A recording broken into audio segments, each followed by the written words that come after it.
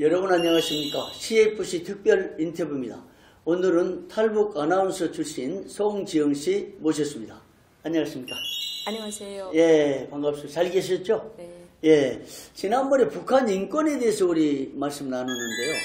북한이 인권 최악의 상태가 있었던 것을 들었어요. 네. 한국에서 흔히 고난의 행군 기간이었다고. 네. 그때 그 황장엽 씨가 탈북해서 수백만 명이 죽었다는 얘기들을 들었는데 그 참 궁금하거든요. 네. 그 실상도 알고 싶고 고난의 행군 무슨 사태였는지 얘기해 줄 수 있습니까? 97년도에 망명한 황장엽 씨께서 이제 오셔서 북한 주민들이 300만 명이 이제 굶어 죽었다 이렇게 얘기를 했습니다. 물론 뭐 그 인구는 뭐 전수조사한 건 아니지만 제 생각에는 아마 굶어 죽은 인구가 300만 이상이 더 굶어 죽을 수도 있다. 네, 그렇게 이제 말할 수 있거든요. 그것도 질병보다도 이제 기와 굶주림으로 다 이제 굶어 죽은 사태가 발생한 겁니다. 엄청난 정말 세계 역사 가운데 300여만 이상이 굶어 죽었다. 있을 수 없는 일인데요. 네. 그러면 고난의 행군이란 그 뭐였는지 한번 좀 설명해 주세요. 아시는 대로. 네. 원래 고난의 행군의 어원은 뭐 김일성이 만주에서 빨치산 투쟁을 할 때 뭐 북만 원정이라고 해서 북만 원정을 떠났는데 한 100여 명의 대원들을 데리고 그 눈속을 이제 헤매면서 이제 열을 가야 될 거리를 일본 헌병들과 황군들이 단위 전술이라는 이제 그 거마리 전술로 연속으로 달라붙다 보니까 김일성의 부대가 다 죽고 얼어 죽고 총에 맞아 죽고 뭐 이러다 보니까 마지막에 3개월 동안 그 목적지에 도착한 인원이 김일성을 비롯해서 20명밖에 안 된 겁니다. 그래서 거기서 나온 말이 고난의 행군인데 북한의 88년도에 우리 대한민국이 올림픽을 하고 89년도에 북한도 사회주의 우월성을 자랑하기 위해서 막 평양의 광복거리 건설도 짓고 막 이러면서 있는 달러를 다 쏟아부었습니다. 그러면서 세계 13차 수련학생 축전을 했거든요. 네, 그러면서 이제 돈을 많이 탕진을 했는데 아니 그렇게 북한이 믿던 러시아가 소비에트 연방이 무너지고 굳건할 줄 알았는데 어느 날 무너지고 동부독일, 서부독일이 통일하고 북한이 그렇게 믿던 뭐 러무니아, 볼가리아, 웬구리아 뭐 이제 소비에트 연방들이 쭈루룩 다 무너지다 보니까 아니 북한이 기댈 곳이 없는 겁니다. 거기다가 자기네가 뭐 조중 친선이라고 외치던 중국마저도 92년도에 우리 대한민국과 이게 한중 수교를 맺으면서 북한이 그때 막 중국에 대고 떼국주의 하면서 이제 우리식 사회주의를 외치기 시작합니다. 근데 뭐 우리식 사회주의를 외치면서 자력갱생 강거분투에 뭐 혁명 정신으로 살자 뭐 이러는데 아시다시피 북한 땅이 평지가 별로 없습니다. 다 산악으로 되어 있습니다. 그러다 보니까 뭐 농사를 지어도 한 정보에 한 톤도 안 나오는 지경이거든요. 거기다가 또 이제 핵을 계속 개발하다 보니까 미국을 비롯해서 모든 이제 미국을 우방으로 한 나라들이 북한의 경제 봉쇄를 가한 건 또 사실입니다. 그러다 보니까 북한이 그때 94년도에 김일성이 죽고 95, 96, 97, 98, 99까지를 고난의 행군 시기라고 합니다. 그때 이제 황장엽 씨가 말한 정말 300만 이상이 굶어 죽은 거죠. 그리고 2000년도에 아마 김대중 대통령이 북한에 식량을 좀 지원해 줬을 거예요. 그때 이제 이산가족 상봉이라든지 남북 정상회담을 하면서 그러다 보니까 그때 북한이 조금 숨을 쉬었죠. 사실은 망하면 그때 망했어야 됩니다. 그러면요. 그 고난의 행군 시절에 목격담 그때는 어느 정도 몇 살쯤 됐었습니까? 고난의 행군 시기는 제가 사회에 금방 나와서 발을 내디뎠을 때죠. 그러면 그 당시에 일어난 그 참상들 어떻게 됐습니까? 저도 전문학교 갔다가 배가 고파서 집에 돌아왔고요. 물론 뭐 좋은 대학교는 아니었지만 그 전문대 이제 그 탄강 이제 전문대 이제 3년 갔다가 3년이 아니고 1년도 못 버티고 저도 집에 온 상황이고요. 왜냐하면 합숙 생활이 너무 배가 고파서 견디질 못하겠더라고요. 네, 합숙에서 통강냉이를 이렇게 이게 이런 강기 같은 데다 통강냉이를 조금씩 주는데 그거 먹고 못 살겠더라고요.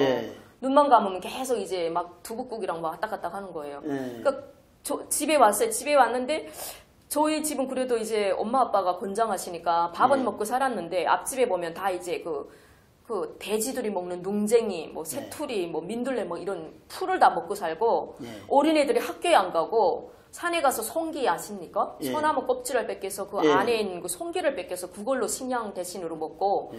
그러니까 국가의 공급망이 다 끊겨버린 거예요. 예. 그리고 또 이제 선생님들이 예. 장사를 할 줄 모르니까 출퇴근하시다가 어느 날 돌아가셨다는 거예요. 굶어서 돌아가셨대요. 예. 그리고 길 옆에 가면 막 이렇게 청년들이라든지 어르신 분들이 이제 도랑창 옆에 이렇게 돌아가신 분들이 있어요. 예. 그러면 이제 완장 끼고 뭐 이제 나와서 귀찰대들이 나와서 그 시체를 가져다 산에겠다가 관도 없이 그냥 묻어버렸거든요. 예. 네. 그리고 어린이들이 요만한 꽃제비 애들이 엄마 아빠들이 다 죽어서 덜버지하는 애들이 나와서 시장에 나와서 땅에 떨어져 있는 옥수수, 쌀 그리고 뭐 누가 먹으면 국수를 사 먹으면 그 옆에 가만히 있다가 그 국수 국물 남잖아요. 예. 그럼 그걸 가져다 얼른 또 이렇게 받아 마시고. 근데 정말 뭐 완전 형편없는 거예요. 처참하죠. 그리고 역 같은 데 가면 집이 없고 먹을 게 없는 꽃제비들이 수두룩한데. 근데 그 꽃제비라는 게 왜 꽃제비라 그런 겁니까? 러시아 말로 꽃제비라는 겁니다. 아. 꽃제비라는 게 노숙자 방랑자라는 게 꽃제비예요. 아, 북한식으로? 네네네. 네. 북한은 러시아 그 영어를 좀 많이 쓰잖아요. 그래서 꽃제비라는 게 노숙자 방랑자라는 의미예요. 예. 그 꽃제비들 옆으로 이렇게 딱 지나가면 머리에 이세포 있잖아요. 이세포. 예. 6.25 한국 전쟁 시기에 머리에 이세포 있었다는데. 네, 그 이세포들이 막 이렇게 보여요. 이렇게 얘기를 이렇게 천천히 보면. 예. 이 몸에도 막 이세포가 보이고, 그리고 막 냄새가 나요. 그럼 이 사람은 언제 돌아갈지도 몰라요. 그런 사람들이 여기에 막 오글오글 하고요. 네. 길 옆에 지나가면 막 꽃제비 애들이 뭐 지나가면 한 푼만 주세요. 빵 좀 주세요. 뭐 이런 사람들이 가득하고.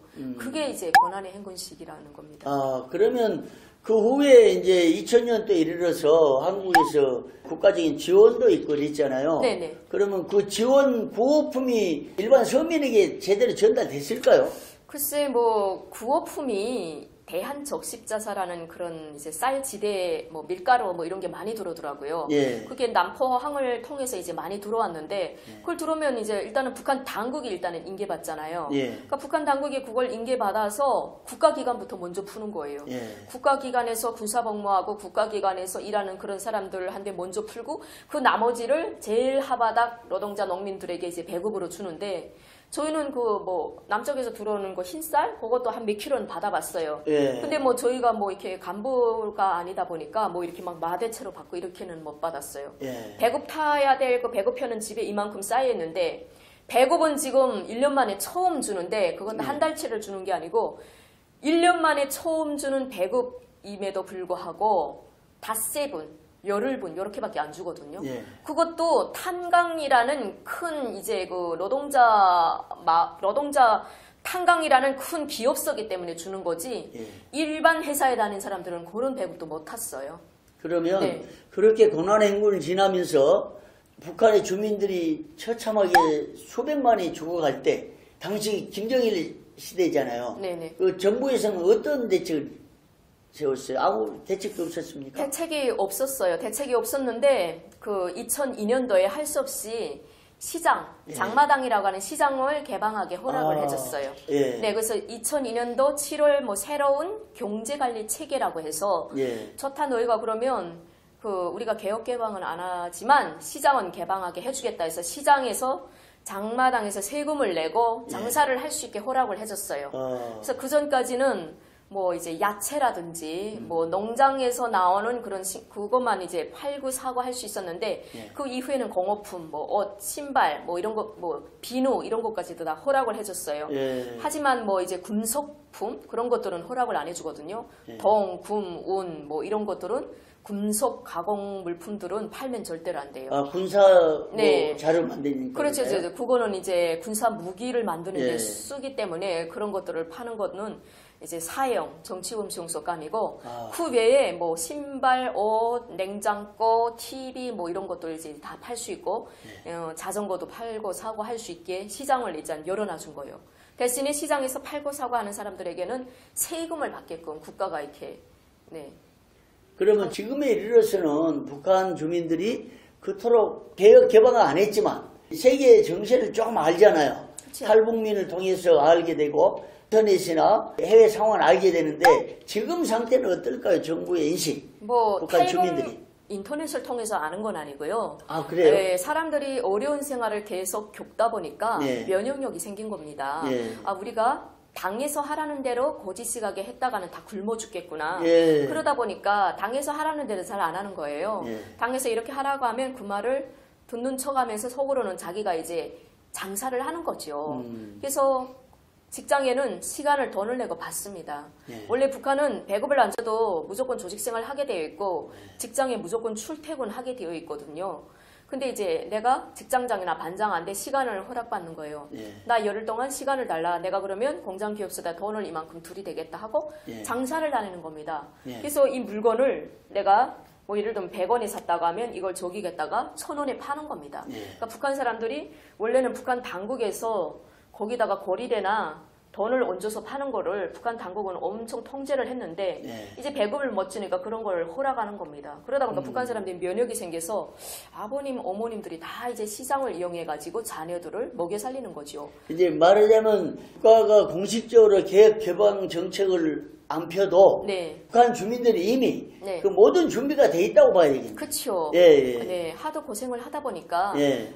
그 사람들이 면역력이 이젠 잘한 겁니다. 예. 혼자서 스스로 살기 위한 예. 그런 것들이 생긴 거지요. 예. 네. 예, 그런 면에서 이제 북한 우리 인권 문제 얘기하다가 또 고난의 행진 이 상황을 들었는데요. 앞으로 북한이 어떻게 돼야 된다고 봅니까? 지금 개혁 개방은 하지 않았지만 북한 내부는 이미 시장을 통해서 먹고 사는 체계가 완성이 됐습니다. 예. 근데 북한 당국은 해외에다 개혁 개방 내보내는 것은 허락하지 않고 있습니다. 예. 네, 그것은 이제 자기네 조선노동당이라는 자기네 이제 정부가 망한다고 생각하기 때문입니다. 예. 네, 그렇지만 이제 북한 주민들 속에는 이제는 그 사고팔과는 자본주의 예. 그런 의식들이 이젠 머리에 배겼기 때문에 저걸 어떻게 막기가 힘듭니다. 나름대로 시장 경제 체제가 지금 시행되고 있다는 그렇죠. 거잖아요. 내부적으로는 지금 그 시장 경제 체계가 정말 잘 돌아가고 있습니다. 예. 그러다 보니까 이 북한 당국도 지금 골머리를 많이 앓는 거죠. 예. 이거를 개혁 개방을 완전히 해야 되냐?